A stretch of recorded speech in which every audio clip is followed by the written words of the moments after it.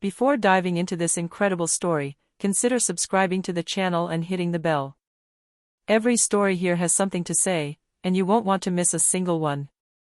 In a lavish villa overlooking the Golden Hills of Los Angeles, Isabella Hawthorne, a billionaire heiress and businesswoman, prepared for her pregnancy with the luxury only her fortune could provide. Her days were punctuated by appointments with renowned doctors, shopping trips for her maternity wardrobe, and lavish dinners with the city's elite. But despite her world of silk and crystal, Isabella tolerated no imperfections in her daily life. Her house was filled with servants and maids, but she had one uncompromising requirement: the appearance and race of those who served in her household were as important as their efficiency. Thus, Mariah Johnson, a young, humble, and discreet black woman, was abruptly dismissed one winter morning, simply because Isabella deemed her skin color inappropriate for her visitors. Mariah, stunned and humiliated, left the villa under the contemptuous gaze of the staff. She left behind her makeshift home in the Compton neighborhood and her hopes for stability, but she retained the dignity that could not be bought by money or hatred. Years passed. Mariah rebuilt her life with unwavering tenacity, rising through the ranks in the worlds of law and business. Meanwhile, Isabella, despite her wealth, began to feel the first cracks in her fortune: financial scandals, jealousies, and betrayals, but above all, a moral void that money could not fill. Fate, unpredictable and ironic, would bring their paths together in ways Isabella never imagined. What she had thought would be a simple act of social superiority would soon turn into a confrontation where power and justice would prevail. Los Angeles, in the upscale Beverly Hills neighborhood. The Hawthorne mansion shone in the winter sun, every window reflecting the opulence and perfection meticulously maintained by Isabella Hawthorne. The servants moved silently, like ghostly silhouettes, ensuring that nothing disturbed their mistress's hushed world. Mariah Johnson, a 23-year-old black woman, was one of these servants. She had grown up on the bustling streets of Compton, a childhood marked by poverty and resilience. Despite this, she had entered the Hawthorne household with a smile and a remarkable sense of duty. She knew every routine, every requirement, and she carried out her tasks with almost military precision. That morning, Isabella was in a particularly moody mood. Her rounded belly betrayed her advanced pregnancy, but no smile lit up her cold face. "Mariah," she said in a cold voice, "bring me the embroidered towels from the master dressing room. And hurry." Mariah bowed and hurried to comply with the request. But as she walked through the dressing room door, Isabella looked at her with disdain, judging her with a single glance. "Actually, no, you're not up to it. I don't want someone like you touching my things. You can go." Mariah stopped dead in her tracks, her heart pounding. "Excuse me?" she asked, searching for a breath of understanding. Isabella stepped forward, her face hard. "You heard right. As of today, you're fired. I don't want you here, do you understand? Because you're black." The word resounded like a clap of thunder. Years of loyalty, hours spent in dedicated service, all collapsed in an instant. Mariah, trembling but proud, did not let the tears fall in the face of this humiliation. She packed her things and left the villa, leaving behind the glittering chandeliers and marble floors, but taking her dignity intact. On the way to Compton, Mariah swore that this injustice would not be the end of her story. She knew she would rebuild her life, that one day she would show those who had judged her that the color of her skin did not determine her worth or her destiny. In the villa, Isabella settled comfortably into her armchair, a satisfied smile on her lips, unaware that this simple act would sow the seeds of a revenge that would transform her life years later. After her humiliating departure from the Hawthorne mansion, Mariah Johnson found herself alone in a small apartment in downtown Los Angeles. The walls were worn, the floor creaked beneath her feet, and every room seemed to whisper the memory of what she had lost. But Mariah didn't give up. She had grown up in adversity and knew that resilience was her greatest weapon. The first few months were difficult. She worked a series of odd jobs: waitress in a cafe, cashier in a grocery store, and home care for busy families. Each task, however humble, she performed with a rigor and dignity that impressed those around her. But Mariah had a clear goal: she wanted to build a life that would never again depend on the opinions or will of others. One evening, while serving customers in a restaurant in the downtown district, she had a decisive conversation with one of them. "You should consider higher education," an elderly lawyer who often came back for dinner told him. "You have intelligence and a rare strength of character." These words resonated deeply within her. Mariah remembered the long nights spent helping her friends in Compton with their homework, her love of books, and her thirst for justice. She understood then that her revenge would come not from direct confrontation, but from her success, from her rise in a world where Isabella Hawthorne could never again ignore or underestimate her. She enrolled at the University of California, determined to study law. The beginnings were difficult, juggling work and studies, paying for her classes, and managing stress and fatigue. But Mariah persevered. Her professors quickly noticed her intelligence and perseverance. She made allies among her classmates, who admired her quiet strength and strong sense of justice. Meanwhile, Isabella continued her life of luxury, unaware that the young woman she had humiliated was slowly taking the path that would lead her to the top. Every day that Mariah studied, every time she achieved a small professional success, she came closer to the day when destiny would cross their lives again. And Mariah, in the silence of her studious nights, repeated to herself, "One day, everything you took from me, Isabella Hawthorne, I will get back, but in my own way." A few years later, Mariah Johnson had graduated from law school with honors, her determination and intelligence landing her at a prestigious Los Angeles law firm. She entered not as an intimidated novice, but as a quiet force, ready to defend those society had ignored. Her early work often involved local businesses, workplace discrimination cases, and civil rights matters. Each victory, however small, bolstered her confidence and solidified her reputation. Mariah patiently built an influential network of respectful colleagues and grateful clients, as well as strategic allies in the business world. One evening, after a long day at work, Mariah received an unexpected call. It was from one of her former professors, now a Los Angeles Superior Court judge. "Mariah," he said warmly, "I've heard about your successes. If you're serious about making a difference, I can help you connect with some investors and entrepreneurs. You have the talent, but the world of commercial law also requires allies." This marked the beginning of Mariah's gradual immersion in the world of business and investment.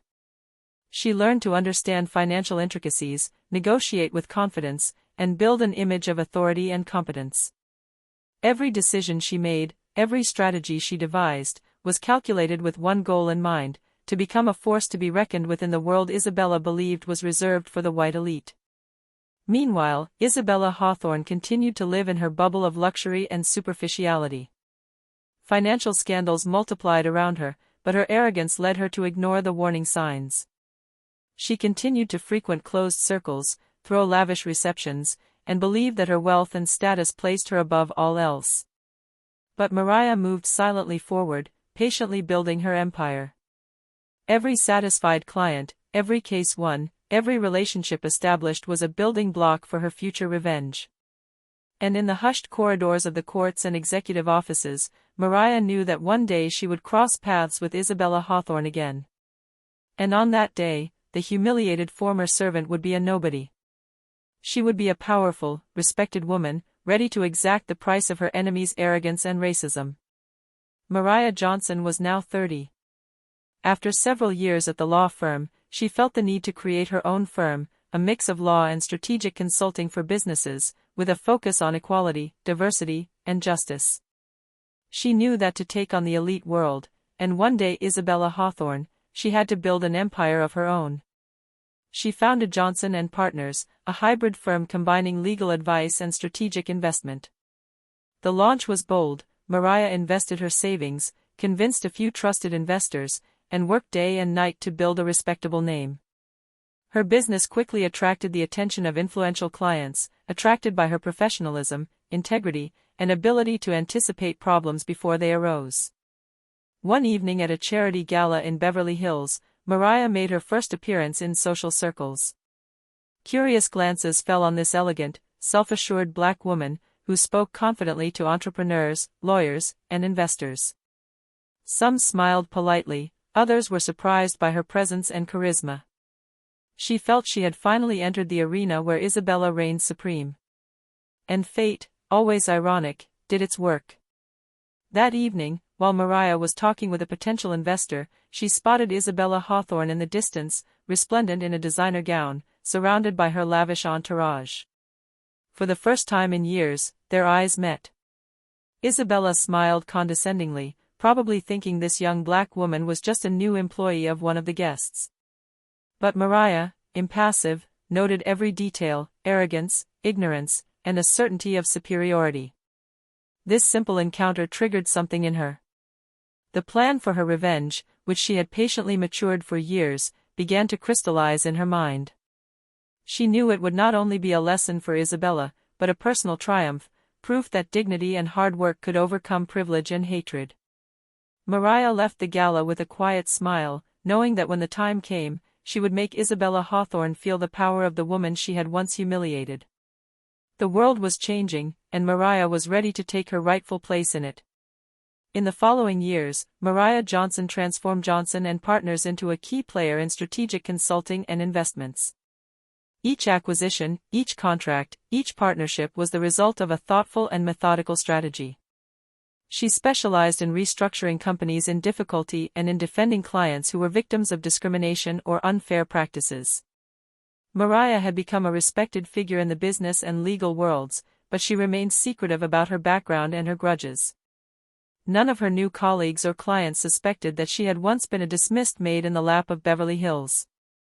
She used her secrecy as a weapon. Isabella, far from knowing that Mariah was now a force to be reckoned with, continued to live in her gilded arrogance. One day, Mariah received an intriguing piece of news. Isabella Hawthorne had just lost a major real estate deal due to poor financial management and an unreliable partner. It was like an echo from the past. Mariah sensed opportunity on the horizon, not for immediate revenge, but from the position of strength she had patiently built. At this point, Mariah began building her network around Isabella's assets and projects. She quietly invested in certain Hawthorne Enterprises affiliates and gradually acquired stakes in companies Isabella considered secondary. Each small success brought Mariah closer to the day when she could confront Isabella not with anger, but with the overwhelming weight of her success. At the same time, Mariah continued to mentor young lawyers and entrepreneurs from disadvantaged backgrounds, creating a network of loyal and skilled talent. She wanted not only to triumph for herself, but also to open doors for those society ignored. And in the shadows, Isabella continued to shine in the spotlight, unaware that the one she had once humiliated was silently moving forward, building an empire more powerful than her own, and preparing for the day when the past would finally catch up with the arrogant billionaire. Mariah Johnson was now 35, and her quiet but powerful empire continued to grow. The media spoke of her as a brilliant, principled businesswoman capable of turning around failing companies and championing just causes. But in her mind, a more personal mission loomed: Isabella Hawthorne. One morning at an exclusive real estate and investment conference in Los Angeles, Mariah spotted Isabella across the room. Isabella, still radiant and arrogant, was laughing loudly with her associates, unaware that the young woman she had once humiliated was now standing among the industry leaders. Mariah felt a mixture of calm and determination. She had waited years for this moment, but she knew that direct confrontation was not yet necessary. Every word spoken, every contract signed here could become a lever for what came next. After the conference, Mariah was approached by several investors. She began discussing partnerships, strategic acquisitions, and real estate projects related to some of Isabella's affiliated companies. Isabella, for her part, didn't notice her. To her, Mariah was just another newcomer to the business world. But Mariah's real strategy lay elsewhere. She began discreetly buying stakes in projects in which Isabella had an interest, creating an invisible but solid network of control. Every financial decision, every move in the market, brought Mariah closer to the day when she could reverse the balance of power. And that day, fate intervened. A file Isabella thought was secure and confidential was purchased at a bargain price by Johnson & Partners. Mariah had calmly placed a foothold in the domain Isabella considered her undisputed territory. Mariah's satisfied smile was silent, but terribly powerful. For Isabella, it was still just an anomaly, a minor setback in her life of luxury and privilege. But for Mariah, it was the first real victory over the woman who had humiliated and expelled her years before. The patiently constructed revenge had just begun. Mariah Johnson knew that patience was her greatest ally. Since their first indirect encounter at the conference, she had strengthened her position, discreet acquisitions, strategic partnerships, and subtle influence in projects where Isabella thought she had complete control. Isabella, for her part, continued to live in her bubble of certainty, unable to see the shadow growing behind her. One afternoon, Mariah attended a board meeting regarding a major Hawthorne Enterprises real estate project. She was now an indirect partner, through shares she had acquired over the years. Isabella was there, surrounded by her team of advisors, but she suspected nothing. Mariah examined every detail, the documents, the figures, the flaws in her former rival's management. She knew the attack shouldn't be frontal, but calculated. It wasn't simply about revenge, but about showing that Isabella had never been above anyone. In the weeks that followed, Mariah intensified her strategy. She used financial media outlets to discreetly publish analyses favorable to her acquisitions, while highlighting the weaknesses of Isabella's plans. She contacted certain key investors who doubted the stability of Hawthorne Enterprises, reinforcing their confidence in Johnson and Partners. Every move was precise, invisible to the unobservant. Isabella began to feel the first signs of trouble: delayed projects, hesitant investors, and figures that no longer met her expectations. But her arrogance prevented her from suspecting Mariah. She attributed these problems to chance, unreliable partners, or the economic climate.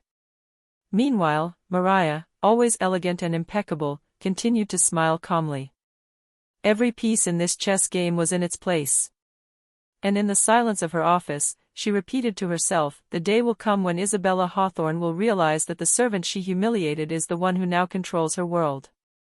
The day was approaching, and Mariah felt the adrenaline of her impending victory coursing through her veins. The long-awaited moment had arrived. Mariah Johnson had patiently prepared her revenge, and everything was ready for the public unveiling. The chosen setting was an annual charity gala in Los Angeles, an event where Isabella Hawthorne had shone for years, surrounded by the city's elite. Mariah entered the room wearing a simple yet elegant gown, her imposing appearance effortlessly commanding attention. The guests immediately noticed her. Some whispered about her meteoric rise, others were impressed by her aura of quiet power. But Isabella, true to form, didn't recognize Mariah and dismissed her as just another attendee. The highlight of the evening was the announcement of major partnerships and largest donations to local charities. When the host called Mariah Johnson to announce a record-breaking donation and strategic partnership with a series of real estate projects in Los Angeles, all attention was focused on her. And then, in a dramatic but perfectly calculated gesture, Mariah mentioned that those projects now included significant stakes in certain companies linked to Hawthorne Enterprises. Murmurs spread through the room. Isabella blanched at the sound of her name, suddenly realizing that the young woman she had once humiliated now had direct influence over her business. Mariah stepped toward Isabella, her gaze firm but calm, and spoke these words that echoed throughout the room. "Isabella Hawthorne, it seems that some lessons we think are insignificant take on unexpected weight over time. What you once did to me, I have transformed into strength. Today, I am no longer the one you could humiliate." Isabella stood frozen, unable to find a word, surrounded by her arrogance that had just silently collapsed. The guests, witnessing this confrontation, immediately understood that the balance of power had just tipped. Mariah, without a single aggressive gesture, had accomplished what years of patience and strategy had allowed her to do. She had transformed humiliation into triumph and hatred into success. Revenge was not a display of anger, but indisputable proof that dignity and hard work always surpass arrogance and privilege. Isabella, for the first time, understood that life does not forgive injustice, and that the one considered weak can one day become the most formidable force. After the gala, Isabella Hawthorne's life changed dramatically. Rumors about Mariah Johnson's involvement in her projects quickly spread throughout the business world and financial media. Isabella, accustomed to being admired and respected, suddenly found herself under fire from criticism and disbelief. Her business partners began to doubt her stability and judgment. Investors, who had previously blindly followed her plans, began asking tough questions, and some demanded additional guarantees to continue working with Hawthorne Enterprises. Isabella, destabilized, finally understood the extent of Mariah's silent strategy. She had underestimated the woman she had humiliated, and now she was paying the price. Mariah, for her part, took no pleasure in gratuitous revenge. She pursued her work with determination, consolidating her acquisitions and ensuring that her projects benefited both her investors and local communities. Mariah's every move was meticulously calculated, balancing power and justice. Isabella tried to react, but each attempt was thwarted by Mariah's preparation and influence. The newspapers headlined, "The Woman Who Turned Humiliation into an Empire," while business conferences presented it as a model of strategic intelligence and resilience. Isabella, who had once used her wealth to assert her authority and humiliate others, realized that her arrogance had isolated her. She now faced a reality she had never imagined: the world could change, and yesterday's weakest could become tomorrow's most powerful. In a final symbolic gesture, Mariah made a significant donation to an organization dedicated to equality and education for disadvantaged youth, showing that her victory was not only personal, but also a way to transform past injustice into a positive force for society. Isabella, humiliated but now aware of the lesson, began to realize that true power lies not in arrogance or wealth, but in perseverance, intelligence, and dignity. A few years after her resounding revenge, Mariah Johnson had consolidated her empire. Johnson and Partners had become a reference in the world of law and business, respected for her integrity, her strategic vision and her commitment to social justice. Mariah was now invited to international conferences, her opinions and advice weighing heavily on the decisions of major companies and investors. But beyond her professional success, Mariah had transformed her painful past into strength for others. She funded scholarships for inner-city youth, mentored young women in the business world, and created educational programs to promote equality and access to opportunity. Every action she took was a silent reminder that dignity and hard work always trump arrogance and privilege. Isabella Hawthorne, for her part, had learned her lesson. Although her empire had been shattered, she struggled to rebuild her reputation. Years of arrogance and contempt could not be erased, and she finally understood that no amount of wealth could compensate for disrespect for others. One morning, Mariah woke up, gazing out over Los Angeles from her office atop a skyscraper. She smiled, not out of vanity, but out of satisfaction. Every step, every effort, every obstacle overcome had led her to this moment. She hadn't just avenged her past humiliation, she had created a lasting legacy of respect, power, and positive influence.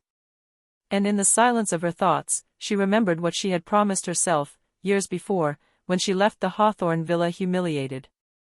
"One day, everything you took from me, Isabella Hawthorne, I will get back, but in my own way."